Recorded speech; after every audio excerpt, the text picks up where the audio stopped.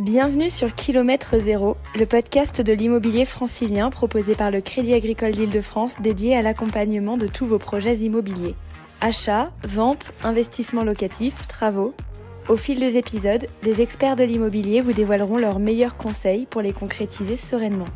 Pour cette deuxième saison, la parole est donnée aux spécialistes du financement. Un partage d'anecdotes franciliennes et d'astuces à ne pas rater. Bonne écoute!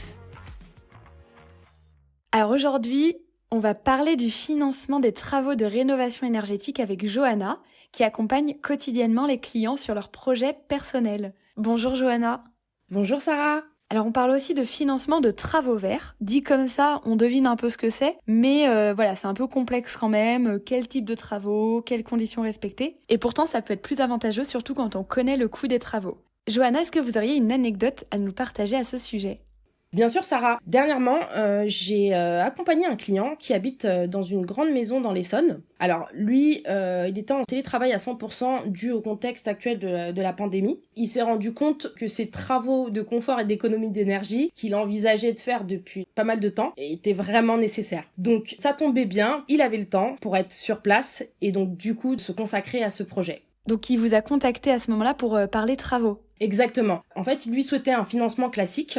Moi, j'ai bien compris dès le départ que c'était des travaux, mais lui ne connaissait pas en fait le système des financements. Je lui ai posé plusieurs questions afin de vraiment comprendre son projet. Il s'avère qu'en fait, c'était un financement pour l'isolation de ses fenêtres, le remplacement de son système de chauffage avec une pompe à chaleur, et ainsi qu'une partie de réaménagement des pièces de la maison, pour un coût global de 33 000 €. À partir de là, je lui ai proposé deux solutions. Donc, soit un prêt global travaux qui prendrait en fait l'intégralité de son projet, soit deux lignes de prêt. Donc, un prêt travaux verts qui permet de financer la rénovation énergétique pour les travaux liés à l'isolation et au chauffage. Et le reste pour son réaménagement en prêt travaux classique. Il faut savoir que le prêt travaux verts est sans frais de dossier et le montant peut aller jusqu'à 50 000 €. Et alors, comment ça s'est passé ensuite ? Quand on entend deux lignes de prêt, ça fait un peu peur. Ça a l'air un peu compliqué, mais pas du tout. Je lui ai juste en fait expliqué la différence du coût entre le prêt travaux et le prêt travaux verts. Et c'est vrai que quand il a fait le delta entre les deux, il s'est rendu compte qu'il faisait vraiment une réelle économie. Et donc tout de suite, il était très intéressé de pouvoir profiter justement de ces avantages du financement du prêt travaux verts.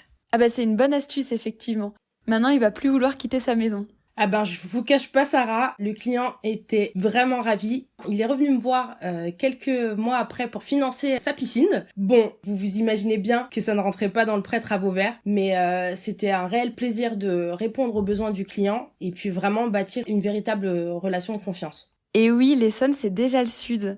Johanna, pour bien comprendre ce qu'est le prêt travaux verts de la banque, est-ce que c'est la même chose que le prêt de l'État dédié à la rénovation énergétique ? Le prêt de l'État est très réglementé et bien spécifique. Tous les clients ne sont pas éligibles et les travaux ne le sont pas non plus. Il faut savoir que le prêt travaux verts de la banque permet d'ouvrir d'autres types de travaux. Par exemple pour les systèmes de chauffage, de production d'eau chaude, de systèmes thermodynamiques, d'isolation des parois opaques, plancher, murs, toiture ou l'isolation des parois vitrées. Et l'avantage du prêt travaux verts, c'est que le client est vraiment libre de choisir l'entrepreneur qu'il souhaite. Quels conseils pouvez-vous donner aux personnes qui sont susceptibles d'être concernées par des travaux à économie d'énergie chez elles et qui nous écoutent maintenant ? Le conseil primordial pour moi, ce serait de délimiter le périmètre des travaux. Avant de contacter sa banque pour un prêt, je conseille de contacter des entrepreneurs pour avoir des devis. Sans ça, on ne peut pas avancer sur le projet et tout simplement on n'a pas le montant et la nature des travaux. Et surtout, par la suite, il faut vraiment faire plusieurs devis avec plusieurs entreprises, ce qui permet de faire jouer la concurrence et avoir plusieurs tarifs. Ensuite, c'est important de démêler les idées reçues sur tel ou tel type de travaux. Dans tous les cas, un entrepreneur compétent saura vous conseiller et vous donner les bonnes informations. Ok, merci beaucoup Johanna, on a appris plein de choses. Cet épisode de Kilomètre Zéro, le podcast de l'immobilier francilien proposé par le Crédit Agricole d'Île-de-France, touche à sa fin. Si vous avez aimé, n'hésitez pas à le partager autour de vous. Vous pouvez aussi laisser 5 étoiles sur votre plateforme de podcast préférée pour permettre à d'autres de le découvrir. On se retrouve très vite pour un nouveau partage d'expériences et le plein de conseils qui va avec.